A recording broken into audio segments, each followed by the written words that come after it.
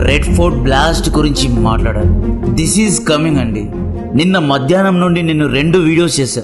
ఆ వీడియోస్లో భారతీయ ప్రధాన నగరాలపై దాడి చేయడానికి కుట్ర జరుగుతోంది అని పదే బ్యాక్ టు బ్యాక్ 2 వీడియోస్లో చెప్పా. మొన్నటి నుండి జరిగిన సిరీస్ ఆఫ్ ఈవెంట్స్ చూస్తూ ఉంటే ఎన్నో అనుమానాలు వస్తున్నాయి.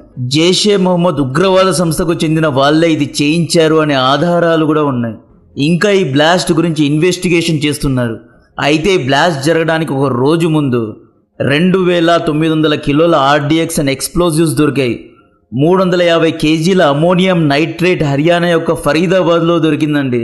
ఢిల్లీ కార్ బ్లాస్ట్ యొక్క నంబర్ ప్లేట్ హర్యానా రాష్ట్రానికి చెందినది.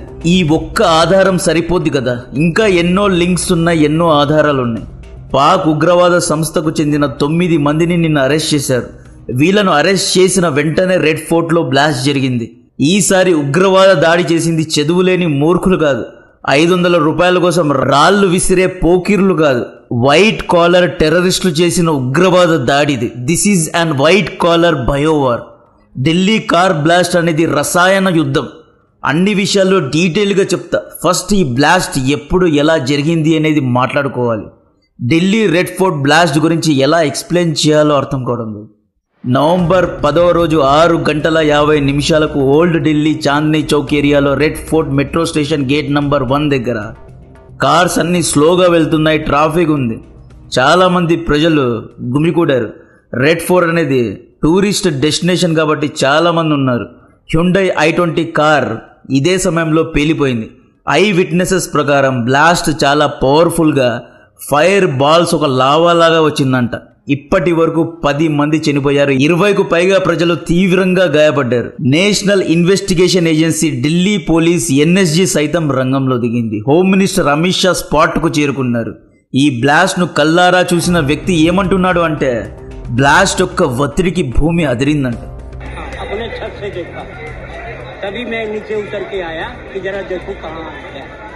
और तो पता नहीं किसी तरह की कोई आवाज आपने सुनी? बहुत जोर आवाज आई, बिल्डिंग खिड़की हिल गई, आपका घर कितना दूर है? చుట్టూ ఉన్న కార్స్లో కూడా అగ్గి అంటుకుంది. ఎలక్ట్రిక్ రిక్షాలు తగలడిపోయాయి.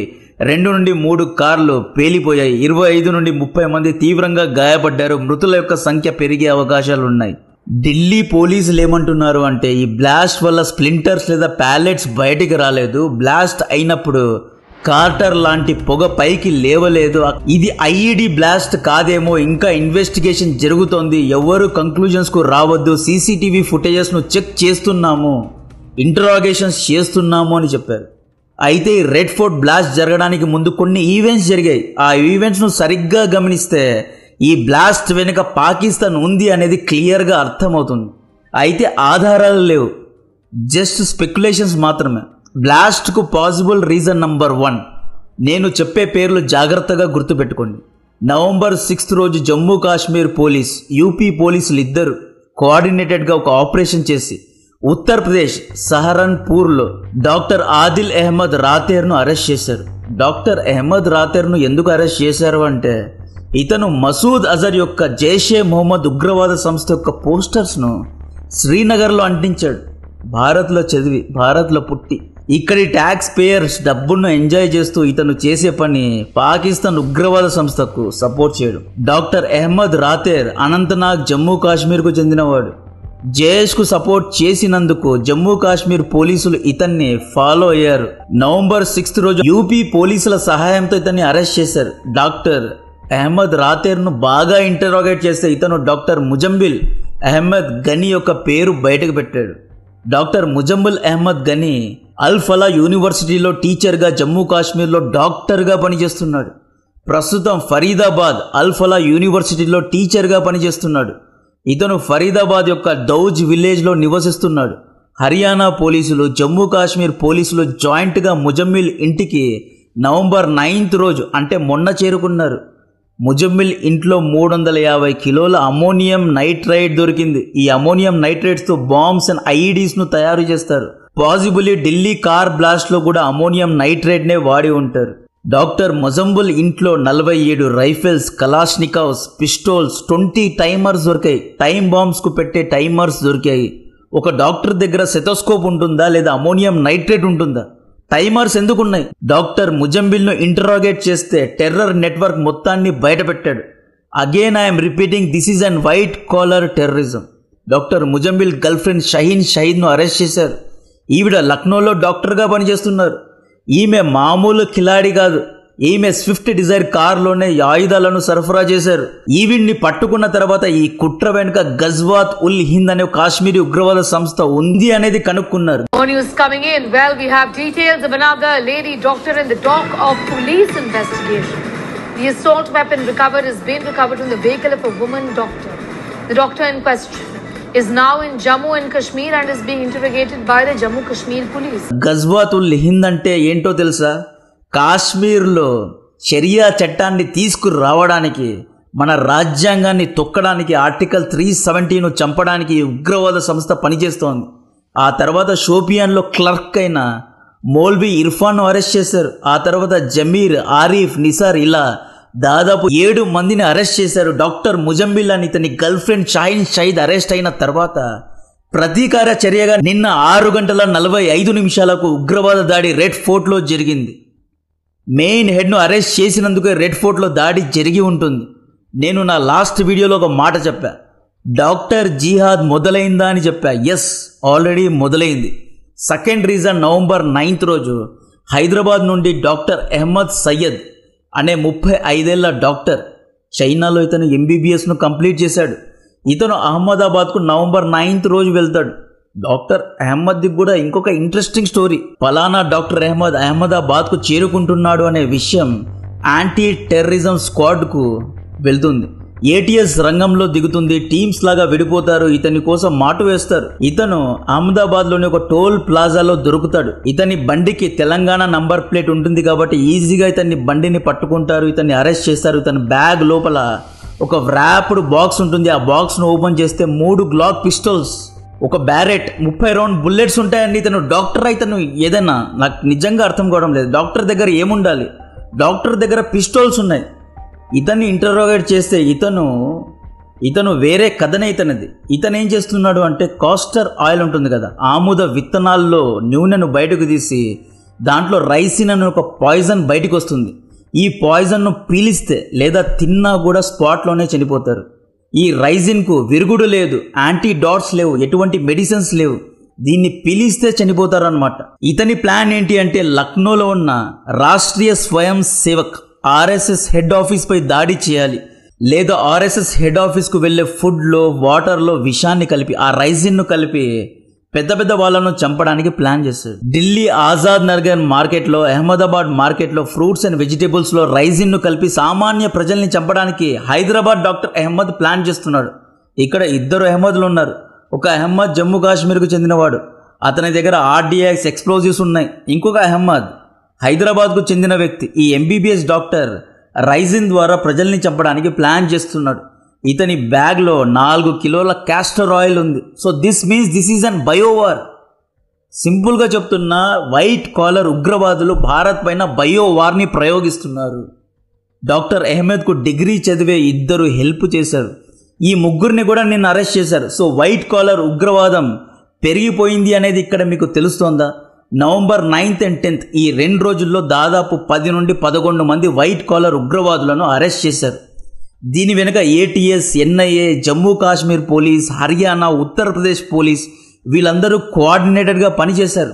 యాక్చువల్లీ నిన్న మధ్యాహ్నం నుండే ఏదో పెద్దగా జరగబోతోంది అని చాలామందికి తెలుసండి. నేనే చెప్పాను. ఇక ఎన్ఐఏ, ఎన్ఎస్జీ ఇలాంటి ఇంటెలిజెన్స్ యూనిట్స్కు తెలియదా? నా అనుమానం ఏంటి అంటే, ఢిల్లీలో జీపీఎస్ స్పూఫింగ్ చేసింది ఇంటెలిజెన్స్ ఏజెన్సీను తప్పుదావ పట్టించడానికి.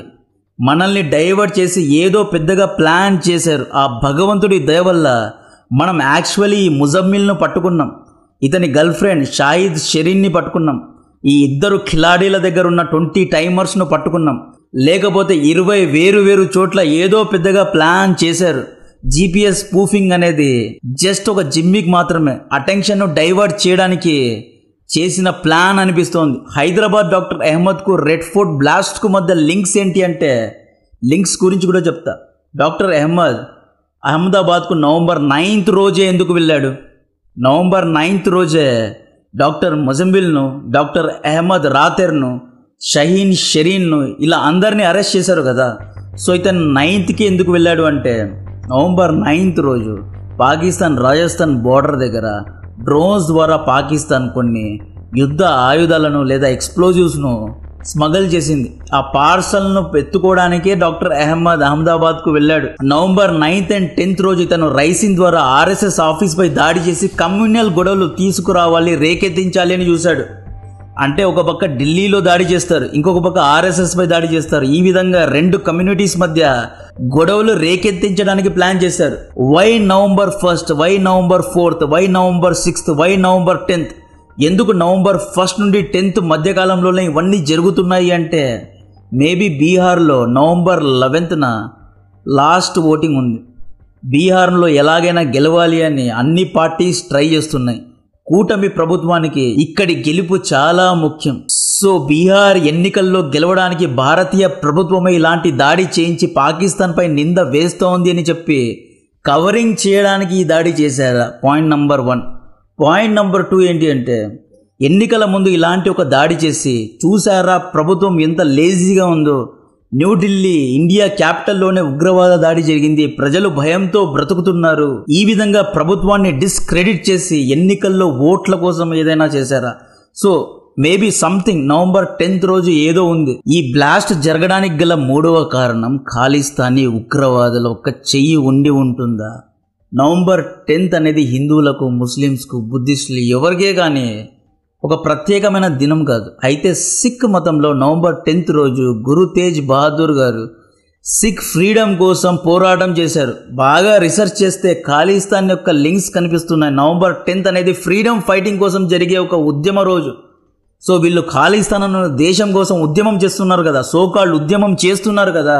సో ఇంటర్నేషనల్ లెవెల్లో దీన్ని సెన్సేషనలైజ్ చేయడానికే నవంబర్ 10th రోజు మేబీ ఖాళిస్తాన్ ఈ దాడి చేసి ఉండవచ్చా? బ్లాస్ట్ అన్న కార్ హర్యానా రాష్ట్రానికి చెందినది. హర్యానాలో పంజాబీలు, సిక్కుల యొక్క మూమెంట్స్ చాలా ఎక్కువగా ఉంటాయి కాబట్టి అది లింక్ అవుతోంది. 4th రీజన్ బ్లాస్ట్ అయిన కార్ హర్యానా 26. ఈ కారుకు ఓనర్ పుల్వామాకు చెందినవాడు. ఇతని పేరు మొహమ్మద్ సల్మాన్. ఇతన్ని అరెస్ట్ చేశారు. బట్ ఇతను తారిక్ అనే వ్యక్తికి కార్ని అమ్మినట్లు తెలుస్తోంది. దిస్ మీన్స్ క్లియర్గా కార్ వెనక జమ్మూ కాశ్మీర్ యొక్క లింక్స్ ఉన్నాయి. గజ్వాతుల్ హింద్ అనే ఒక ఉగ్రవాద సంస్థ పుల్వామా రాజ్యానికి చెందినదే కాబట్టి డెఫినెట్గా జమ్మూ కాశ్మీర్లో ఉన్న ఉగ్రవాదులే ఈ దాడి చేశారు. ఈరోజు 7 మంది డాక్టర్స్ను ఇంకా గట్టిగా ఇంటరోగేషన్ చేస్తున్నారు. వీళ్ళు గనక ఈ దాడి వెనక జైషే మొహమ్మద్ ఉంది, ఆసిమ్ మునీర్ ఉన్నాడు అని పేర్లు బయట పెడితే ఆపరేషన్ సింధూర్ను రీస్టార్ట్ చేయగలరు. దీని వెనుక పాకిస్తాన్ ఉంది అని తెలిస్తే ఇండియన్ నేవీను ఈసారి రంగంలో దింపాలి. మీద INS విక్రాంత్ను దింపి కరాచీ పోర్ట్ను లేపేస్తే కానీ వీళ్ళకి బుద్ధి రాదు. ఆల్రెడీ రాజ్నాథ్ సింగ్ గారు ఒక మాట చెప్పారు, if 1 more attack on Indian land, Pakistan మ్యాప్ను చేంజ్ చేసే సామర్థ్యం మా దగ్గర ఉంది, అన్ని విధాలుగా మేము రెడీగా ఉన్నాము అన్నారు. అయితే దీని వెనక పాకిస్తానే ఉంది అనే ఆధారాలు ఎవరి దగ్గర లేవు. ఎందుకంటే మన ఇండియన్ డాక్టర్స్, టీచర్సే ఈ దాడికి పాల్పడ్డారు కాబట్టి డెఫినెట్గా ఇండియన్ యాంగిల్లోనే దీన్ని చూస్తారు. 350 కిలోల అమోనియం నైట్రేట్తో IEDస్ను తయారు చేసుకున్నారు కాబట్టే, హోమ్ మేడ్ బాంబ్స్ను తయారు చేశారు కాబట్టే పోలీసులు చెప్పినట్లు స్ప్లింటర్స్ కానీ ఆ బాంబ్లో వుడ్స్, గ్లాసెస్ అవేమీ బయటకు రాలేదు. స్ప్లిట్టర్స్ అంటారు కదా, బాంబ్ బ్లాస్ట్ అయినప్పుడు చిన్న చిన్న మెటల్ పీసెస్ బయటకు వస్తాయి, ఆ పీసెస్ బయటికి రాలేదు. సో దీన్ని బట్టి ఈ డాక్టర్సే ఈ బాంబ్ను తయారు చేసినట్లున్నారు కాబట్టే ఫైర్ బాల్స్ లాగా ఎక్స్ప్లోడ్ అయింది, కార్టర్ రాలేదు. సో ఏదో పెద్దగా జరిగింది. ఇన్వెస్టిగేషన్లో అన్ని విషయాలు తెలియాలి. 5th రీజన్, గత వారం రోజుల నుండి అన్ప్రెడిక్టబుల్ ఈవెంట్స్ జరిగాయి. ఢిల్లీ ఫైట్ GPS స్పూఫింగ్ అనేది డైవర్షన్ టాక్టిక్ అనిపిస్తోంది. దాదాపు 1000 ఫ్లైట్స్ ఆగిపోయాయి. ఇంటెలిజెన్స్ ఏజెన్సీస్ అందరూ ఏదో జరుగుతోంది, ఫ్లైట్స్ను హైజాక్ చేయడానికి ప్లానింగ్ జరుగుతోంది అని మన కాన్సన్ట్రేషన్ మొత్తాన్ని ఢిల్లీ ఎయిర్పోర్ట్ పైనే పెట్టారు. మెల్లిగా ఇటువైపు నుండి నరుక్కొని వచ్చి 20 చోట్ల బ్లాస్ట్కు ప్లాన్ చేశారు అనిపిస్తోంది. నిన్న పాకిస్తాన్, ఆఫ్ఘనిస్తాన్ మధ్య శాంతి చర్చలు విఫలమయ్యాయి. ఎప్పటి నుండో అంటే అక్టోబర్ 9th నుండి పాకిస్తాన్, ఆఫ్ఘనిస్తాన్ తాలిబాన్ వెనక భారత్ ఉంది అని మా పైన నిందలు వేస్తూ వచ్చింది. ఇండియన్ ఇంటెలిజెన్స్ ఏజెన్సీ అయిన రా తాలిబాన్ వెనక ఉంది అని మా పైన టికెట్ను కట్ చేస్తూ ఉంది. తాలిబాన్ ఇండియాను చూసుకునే ఎగురుతోంది కాబట్టి ఇండియాకు పనిష్ చేయడానికే ఈ దాడి చేశారా అనిపిస్తుంది. మొన్న ఆసిమ్ మునీర్ రాజ్యాంగంలో మార్పులు చేసి ఆర్టికల్ 243ని తీర్చిదిద్దాడు. ఒక కొత్త రోల్ను సృష్టించాడు. ఆ రోల్ పేరు కమాండర్ ఇన్ చీఫ్. ఈ రోల్ ఆసిమ్ మునీర్ తీసుకొని పవర్ మొత్తాన్ని మిలిటరీ వైపు తీసుకువెళ్తున్నాడు. ఆసిమ్ మునీర్ రాజ్యాంగాన్ని మార్చాడు అన్న సందేశంలో జైషే మొహమ్మద్ ఢిల్లీపై దాడి చేశారా? ఇక పాకిస్తాన్ మొత్తానికి బాబు ఆసిమ్ మునీర్నే మమ్మల్ని ఎవరు ఆపలేరు అనే సంతోషంలో, ఉత్సాహంలో, ఆనందంలో వీళ్ళు ఢిల్లీ పైన అటాక్ చేశారా? సో ఎక్కడో లింక్స్ కనెక్ట్ అవుతున్నాయి. ఆసిమ్ మునీర్ ఇప్పుడు రాజ్యాంగాన్ని మార్చేశాడు, మిలిటరీ డిక్టేటర్ అయిపోయాడు, ఎవ్వరూ మమ్మల్ని అడగరులే అని చెప్పి దాడి చేశారా? Last and final reason and simple reason ఏంటి అంటే, రెడ్ ఫోర్ట్ అనేది ఒక టూరిస్ట్ డెస్టినేషన్. కొంతమంది చెప్పినట్లు కార్ బ్లాస్ట్ అయ్యి లేదా బ్యాటరీ బ్లాస్ట్ అయ్యి ఎక్స్ప్లోజన్ వచ్చి ఉంటే అంత పెద్ద ఎత్తున ఎక్స్ప్లోడ్ అవ్వదు, అంత సౌండ్ రాదు, భూమి దద్దరిల్లే విధంగా బ్లాస్ట్ జరగదు. అండ్ టూరిస్ట్ డెస్టినేషన్నే ఎంచుకున్నారు, ఇండియన్ క్యాపిటల్నే ఎంచుకున్నారు. ఇదే ఏరియాలో యుఎస్ ఎంబసీ, ఫ్రాన్స్ ఎంబసీ యొక్క డిప్లొమాట్స్ వెళ్తూ వస్తూ ఉంటారు. ఈ దాడి తర్వాత యుఎస్ ఎంబసీ, ఫ్రాన్స్ ఎంబసీలో హై అలర్ట్ను ప్రకటించారు. సో ఈ విధంగా డెఫినెట్గా వీళ్ళు టూరిస్ట్ డెస్టినేషన్, ఇండియన్ క్యాపిటల్ ఇలా స్ట్రాటజిక్గానే లొకేషన్ సెలెక్ట్ చేసి దాడి చేశారు. So there is an angle of terrorist attack. డెఫినెట్గా ఇండియాలో ఉన్న డాక్టర్స్, టీచర్స్, చదువుకున్న వారే వైట్ కాలర్ ఉగ్రవాదులే. ఇంట్లోనే అమోనియం నైట్రేట్ అండ్ ఆర్డిఎక్స్తో ఐఈడీస్ను తయారు చేసి టైమర్స్ ద్వారా బ్లాస్ట్ చేశారు. భారతీయ ప్రధాన నగరాలనే టార్గెట్ చేశారు. ఎక్కడో మనలోనే కొంతమంది కాంప్రమైజ్ అయ్యారు. ఇండియాలో చదివి, ఇండియాలో డిగ్రీ పట్టా పొంది డాక్టర్స్ ఇండియాలోనే ప్రాక్టీస్ చేస్తూ, ఇండియాలోనే చదువుకున్న వాళ్ళే ఇలాంటి పనులు చేస్తూ ఉంటే ఇక ఏమీ మాట్లాడలేం. ఇది చాలా బాధగా ఉంటుంది. యుద్ధ భూమిలో బార్డర్స్లో 1000 లక్షల మంది సైనికులు, పాక్ ఉగ్రవాదులు వచ్చినా ఇండియన్ ఆర్మీ అడ్డుకుంటుంది. బట్ ఇంటి లోపల వాళ్ళే వెన్నుపోటు పుడిస్తే ఎంత పెద్ద ఆర్మీ కూడా ఏమీ చేయలేకపోతుంది. దీని గురించిన మరిన్ని డీటెయిల్స్ ఇస్తూనే ఉంటాను. నాకు కాంటెంట్ నచ్చితే వీడియోను లైక్ చేయండి, ఛానల్ను సబ్స్క్రైబ్ చేసి అందరికీ షేర్ చేయండి. జై హింద్.